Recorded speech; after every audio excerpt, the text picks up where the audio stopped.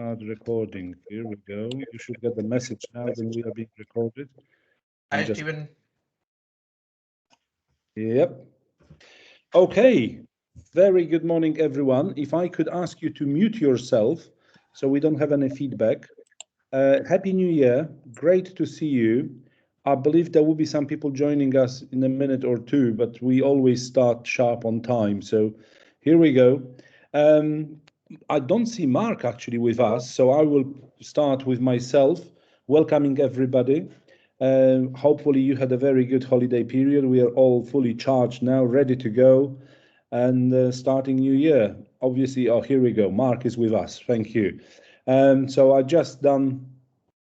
Mark, we need you. Yeah, okay, your flag and everything. So I'm just here. done and everything. And Mark, over to you. Yes, good morning, everybody. I can't see your faces. Hopefully you've had those of you who celebrate Christmas and New Year, you've had a good Christmas break. I certainly have. I think all of us felt at the end of last year, I think it's COVID or whatever it is, frazzled and in need of a break. And I certainly made sure I took the time off as much as possible, and judging by some of the relaxed faces I'm seeing now, so did you all. We have a lot to do, and we've got a lot to do here at Columbia this year, but we've also got a lot to do on InterManager, and I'm very conscious of that.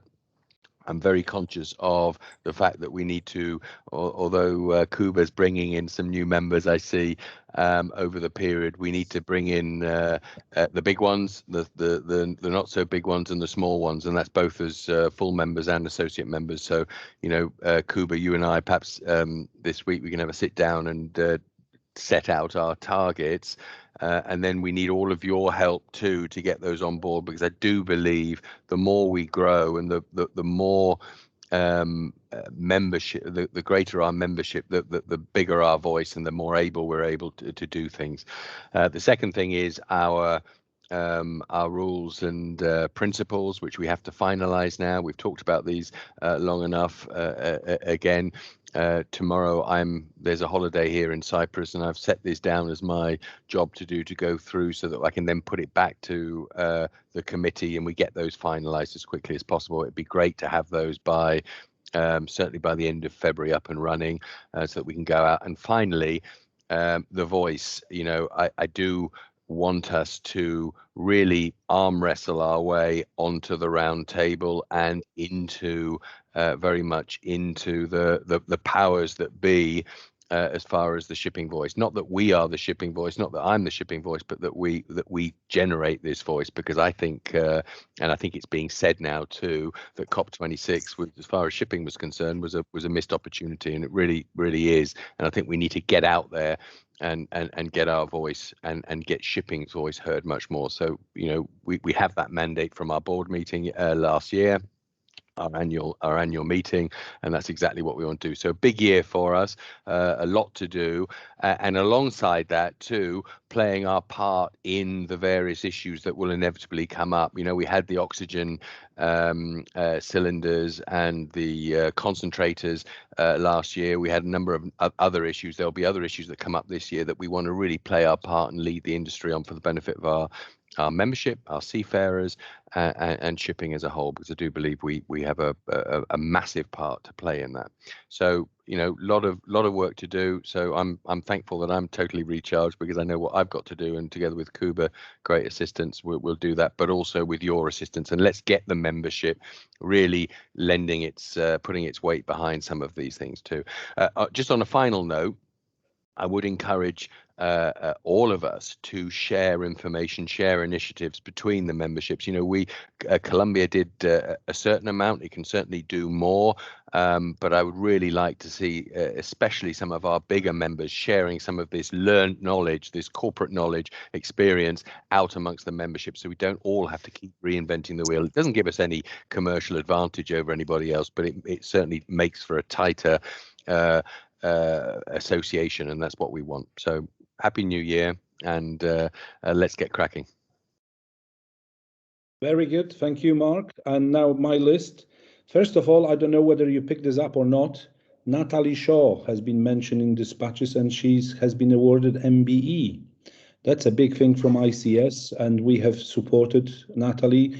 She was our lead on vaccination activities and everything. So very proud of Natalie being awarded, and congratulations from InterManager went yesterday. So be aware, and if you've got a chance, congratulate as well.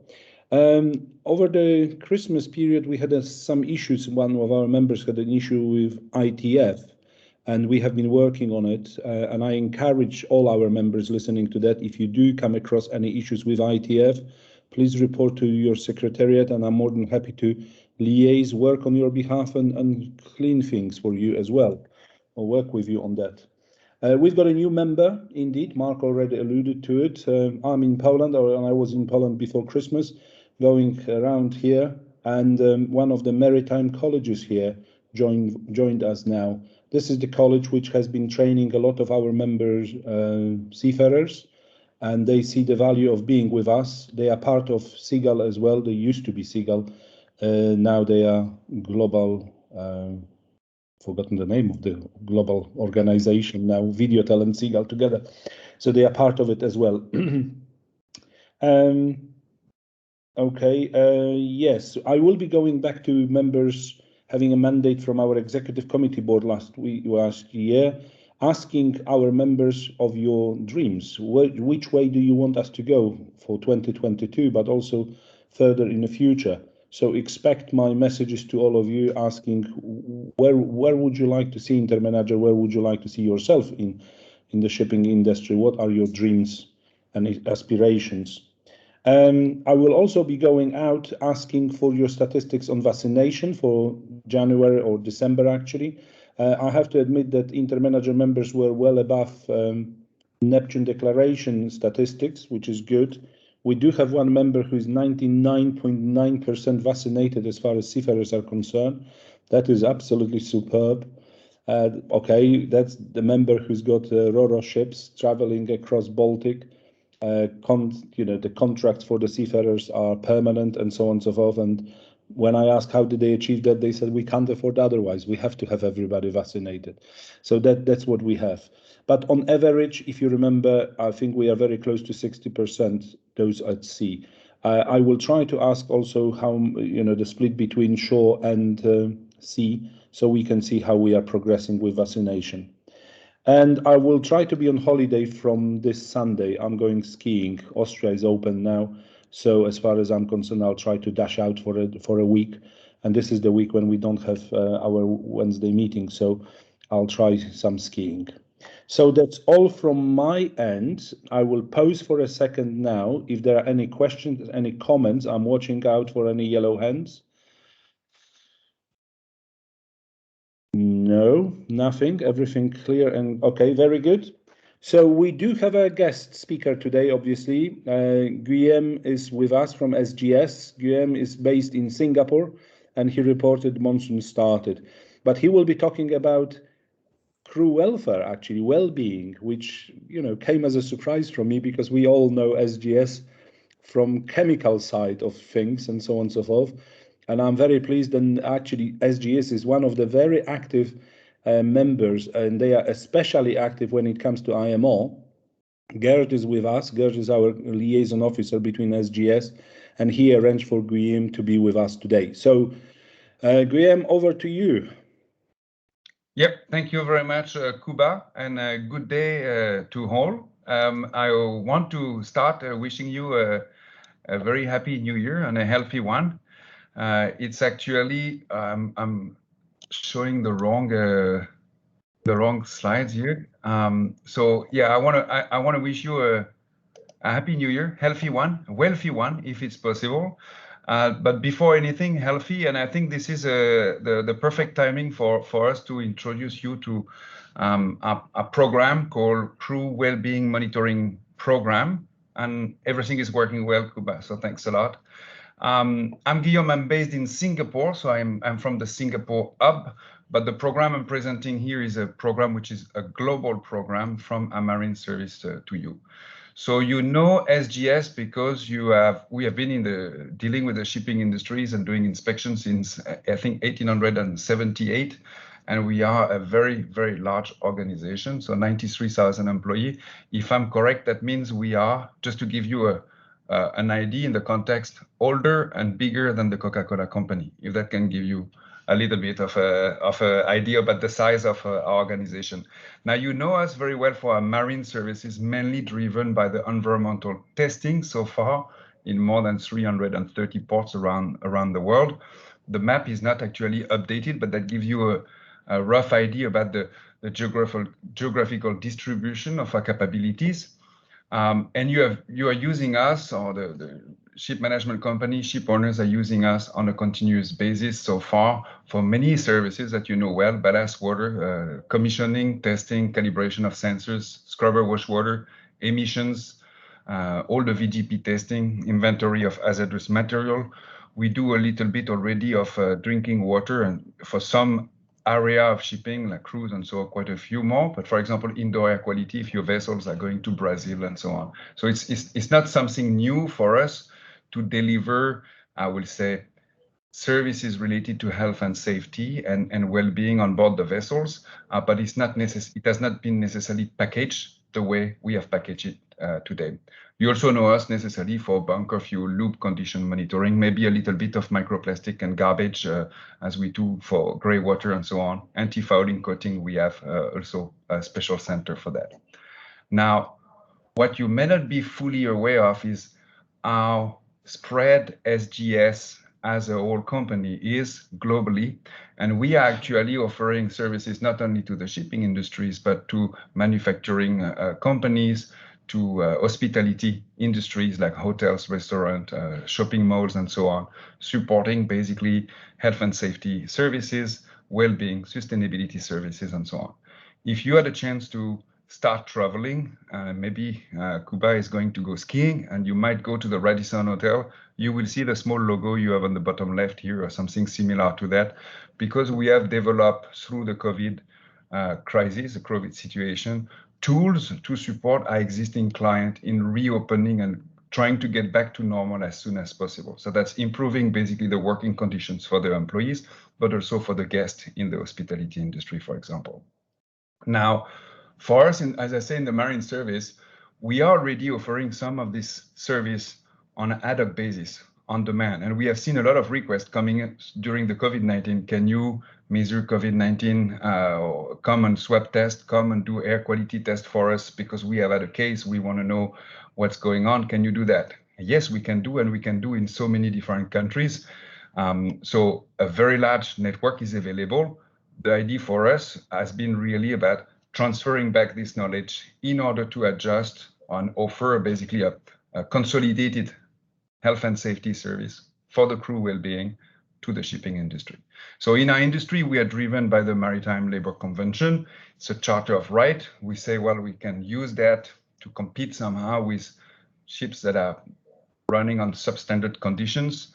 But there is a limitation to the Maritime Labour Convention, is that there's nothing really prescriptive out of that. And so while the concept is there is no necessarily obligation to do a clear, I would say, series of tests of verification and so on. So that goes down to the flag state, and some flag states are requiring some intensive testing, others don't. So it's not really pulling up, so it's a bit challenging. The other regulation, that's a ship sanitation certification, but that includes as well cargo, and that's basically to control vectors of pathogens and disease and so on, to avoid basically transfer of all these animals and plants and so on across the world. So really here we focus on the MLC and what the MLC aim at. If you look in terms of deficiencies related to the MLC convention globally, and this is just a few data from the MoU of Paris, you can just go online and extract that. You will see that there are quite a few deficiencies that are reported in terms of, I will say, the health and safety environment, the living condition environment in which the crew is evolving on a day-to-day basis, that is affecting for sure their well-being, their performances. And this is something which is, to my opinion, not taken seriously enough. Now, you have all been working from home during the COVID-19, and I'm not sure how is your COVID-19 work from home office based, but you may have a nice office and a small balcony and a good air condition and good heater and good light and everything. Or you might have been like I have been with an ironing table as a desk.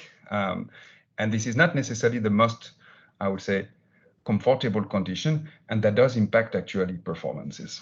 And so it is exactly the same for the crew on the vessels. And we are going on board vessels on a daily basis for many other things. And you can see from one ship to another ship, the wide range of living condition that crew are facing. And we believe that this is important that we do something about it. So the solution that we offer here is to compile all our expertise and knowledge into a global program. So this is a program, crew well-being monitored program, with one objective: improving the living condition of the crew on board for all the benefits that it brings to the world, to the crew itself, to the shipping industry, to the ship management company. We say no shipping, no shopping. That's correct. But if we don't have crew that is actually happy to perform well, then we will still have problems. So this is a voluntary program. It's not a certification. And it's based on independent inspection, on the concept of that someone who is totally independent from the vessel operation, the vessel management, is going to go on board the vessel twice per year and go through a series of inspections in order to be able to report to the captain or the officer in charge at the time of the inspection, and then to the ship managers what has been observed. In addition to that, necessarily, we have a full series of additional, I would say, testing, which is a part of our core business that comes with testing for indoor air quality, water, noise, mold, allergen, food, whatever you need, basically. So we have a wide range of services depending on the ports where we go. So the inspection and the additional testing becomes a reporting of an area for improvement, but the corrective actions are up to you, to the crew, to take based on what is possible to do, based on the finance, based on the time, based on the other potential issues.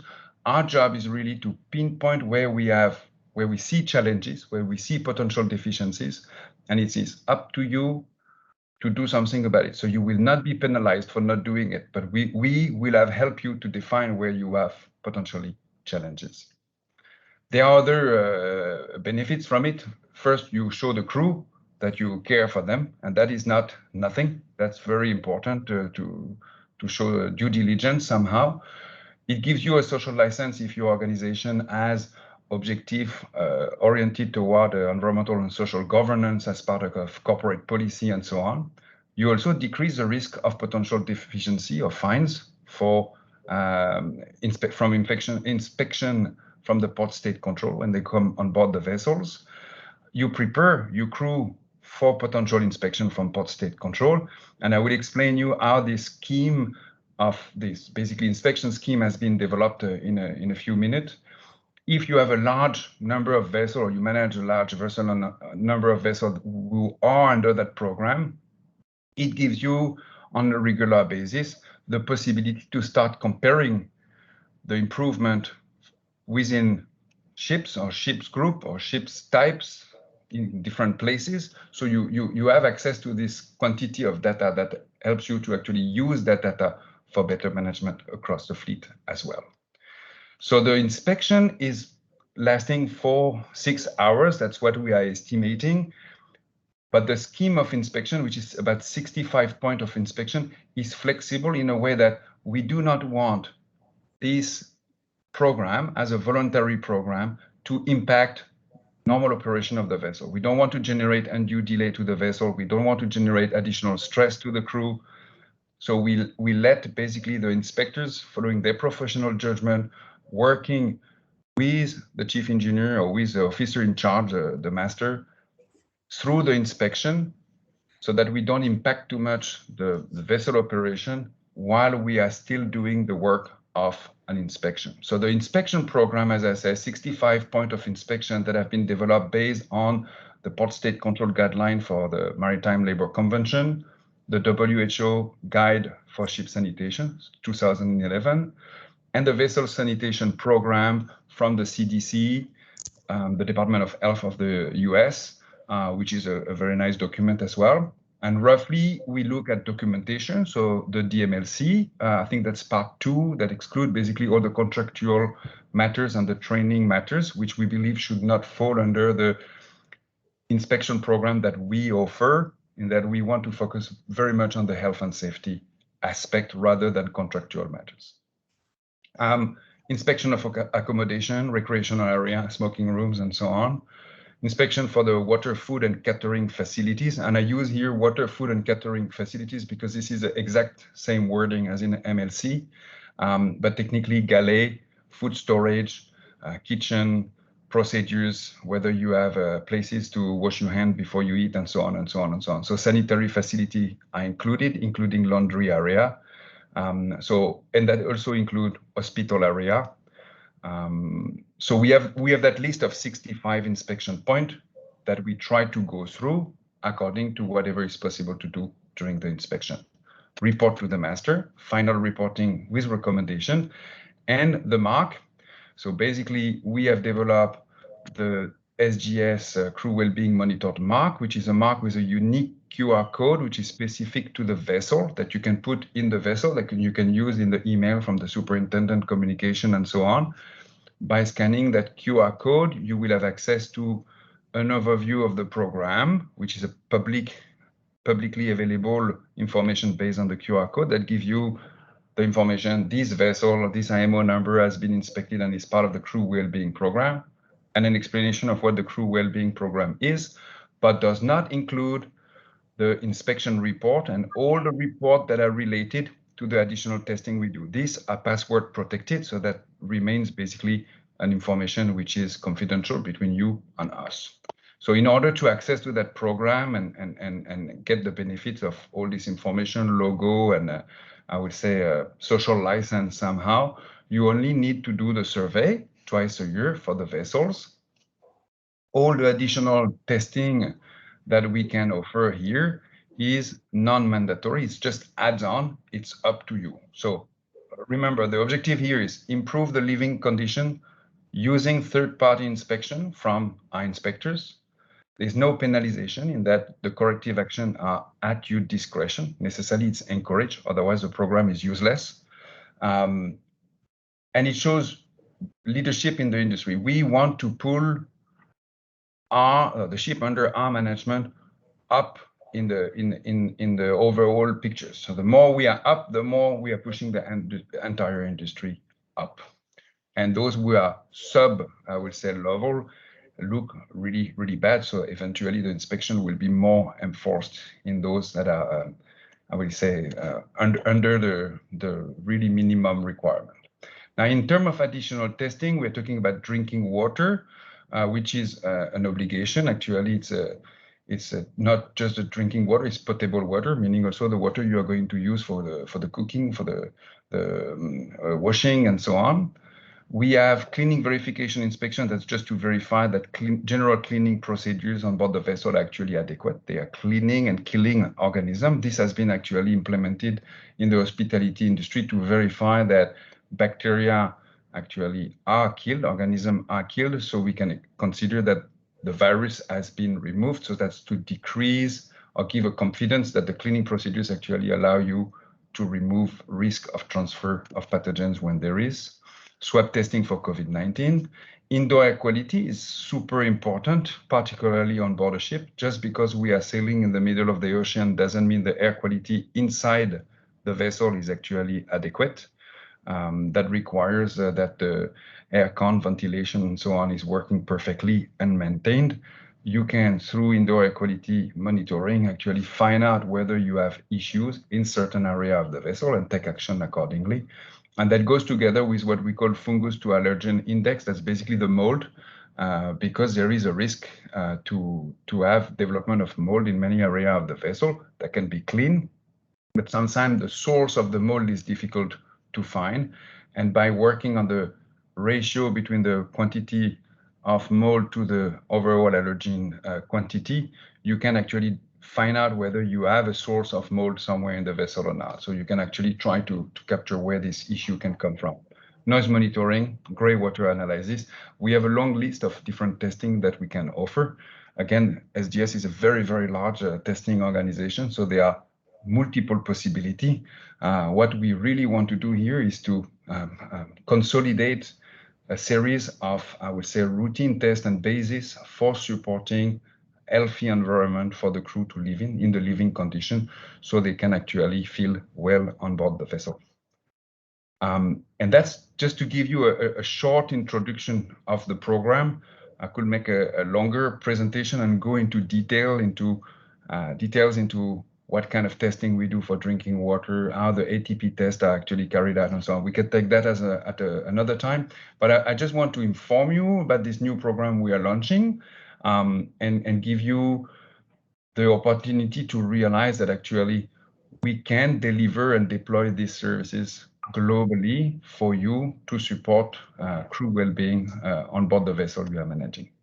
Thank you very much. So I leave you my contact detail. You can always contact me if you need. Thank you. Very good, Guillaume. Thank you, and keep this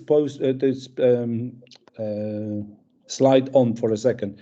We are being recorded, so if anybody wants to get in touch with you, here we go.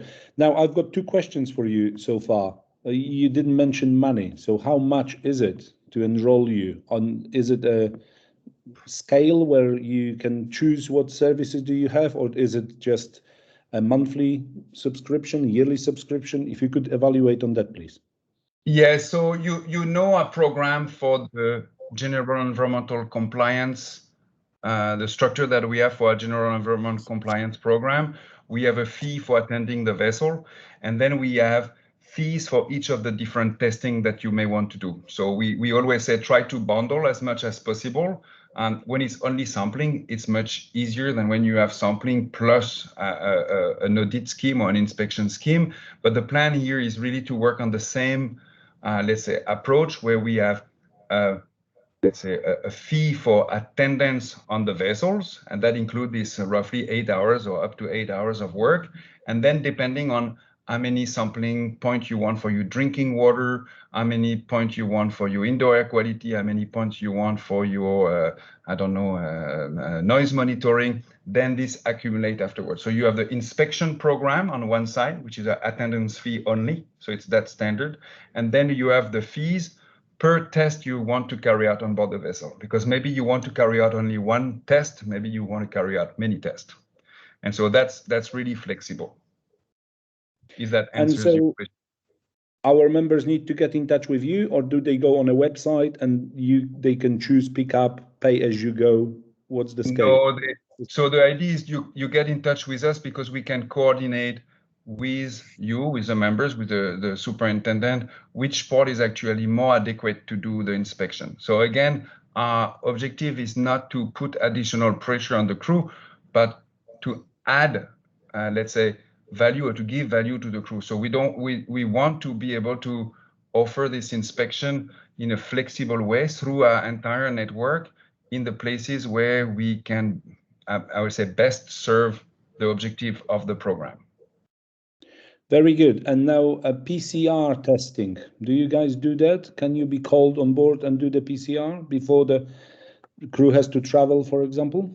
So this is a very good point, Kuba, and actually we have had a lot of requests in the last 1.5 years for carrying out those tests in order to do PCR test as swab test on surfaces, in water, in gray water, and so on.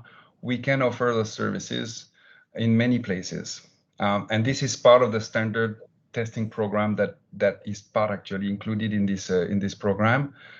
In order to offer swab test, let's say, from people, this is a clinical service that requires a totally different setup in terms of accreditation from laboratories and so on, because it's a human test. And so you need to have a biosafety lab, which is more challenging to get, and have medical doctor working under that laboratory accreditation. And this we don't have everywhere. So while we are coordinating in some places this kind of test, we are not putting that as part of the crew well-being sanitation program / sanitation program at this stage. And sorry, I'll continue on this one, because that purely from my interest, do you provide PCR testing in Singapore, for example? Are you able to do that? In Singapore, we are set up with a microbiology lab for PCR testing, but again, this is environmental testing.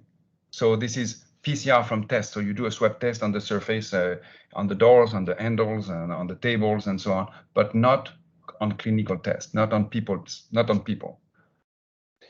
I was afraid of that. Okay, very good. We've got Mark asking question. Mark, go for it, please. Hi, Guillaume. That's really interesting. And you know, we started with mental health about 2 years ago, and are looking to extend that now quite considerably to our crew.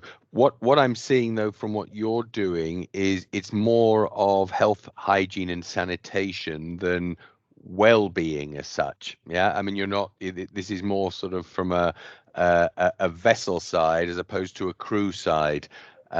Would that be correct? I'm not seeing mental health. I'm not seeing happiness monitors. I'm seeing anything on the crew side. It's more vessel. We had long discussion before we chose the name crew well-being, and we have been working on ship sanitation and so on, and then we concluded it is not possible to feel well when we are living in an environment where the environmental condition, access to safe drinking water, quiet environment, clean environment, and so on, is not there. So this is the example I was giving you with working from home office in the garage or whatever. When you don't have that comfort, you cannot feel well. So it is a basis for not feeling well, right? But it doesn't mean that we have decided to include mental health and following happiness levels and so on for the crew. We are not including this. It doesn't mean that the program could not evolve to include this in the longer term, because we have inspection program that have been deployed, for example, for fishing vessels in other area where social rights and so on, a way additional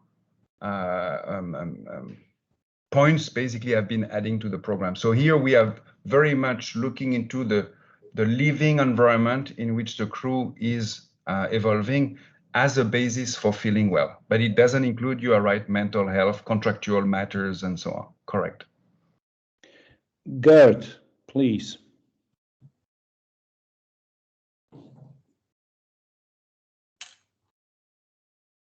Gert, you are muted. If you are talking to us, you need to unmute.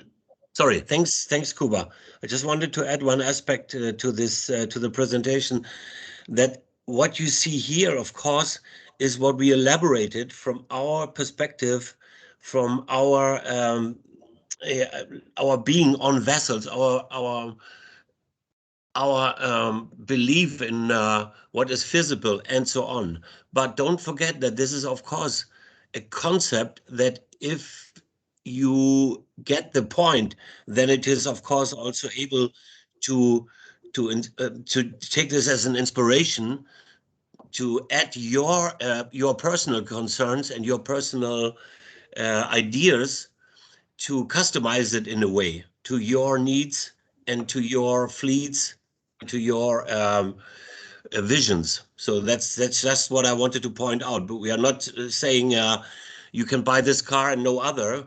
If you like to have another color, or if you like to add a feature, make it faster or bigger, then you're welcome to discuss with us. That's all. Okay, yeah. Very good. Thank you. And Karsten, please. Yeah. Hi, everybody. Just one question with regard to, are you taking in consideration when you do those inspections, the age of the vessel and also where it was built? Because I think this makes a big difference. Is there some kind of scheme actually you have in order to make it comparable?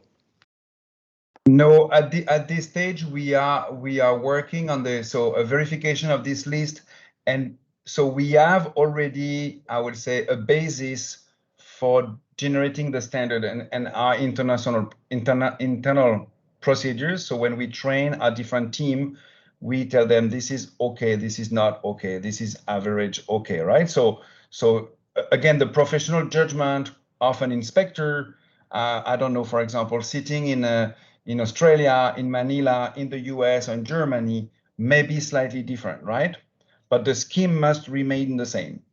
To date, we have not included in that particular program any input from how old is the vessel. So we have the information on how old in the vessel, meaning when we are comparing, for example, the overall results, the age of the vessel can be taken into account if we want. And I want to rebound on what Gert was saying. This is a program we have developed from our perspective. If you, as shipping managers, you say, we really need to have that. And by the way, since you have the global presence, could you include this into the scheme?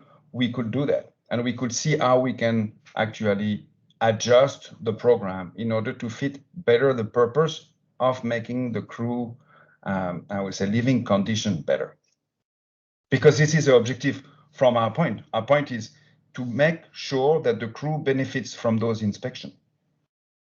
And if we need to include additional inspection point, if we need to adjust the way we work through our procedures, we will adjust our procedures to make sure that this program is actually successful for the purpose it has. Okay, very good. Anybody else? Okay, Graham, thank you very, very much for this. Obviously, film will be distributed. Well, the recording of this meeting will be distributed as soon as I upload it, and all of you will receive it. Please share that with your office staff, whoever was not available for the meeting today. I'm opening the floor for any other business. If there is any subject, topic, issue you would like me to be aware, work with, throw it at me. Nothing coming forward. Therefore, I'm turning back to Mark to close the meeting then. No, thanks very much, Guillaume. That's an excellent presentation. I think it's something that, you know, we're all looking at, and you know, what you've done there certainly ticks the majority of the boxes that we've identified. So that was really, really interesting, and you know, we'll certainly be in touch to take that further forward, as I'm sure will others. No, great start to the year, and really look forward to it. Let's get the bit firmly in our teeth, and you know, drive this thing forward, and capitalize on the successes that this association had last year and previously. No, really good. And Kuba, I would like to say break a leg on your skiing trip, but let's not say that. Make sure you're very, very safe in your snowplow going down there. I say.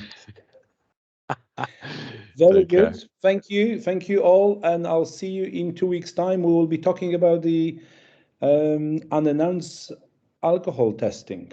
Very interesting, but I'll get in touch with you before to warm you up for the presentation, which is scheduled 2 weeks from now. Meantime, all the best. Take care. Bye. Thank you, Kuba. Thank you, everyone. Thank you, Mark. All the best. Thanks, Thank you. Kuba. Bye-bye. Thank you. Thank you. Bye-bye. Bye. Bye.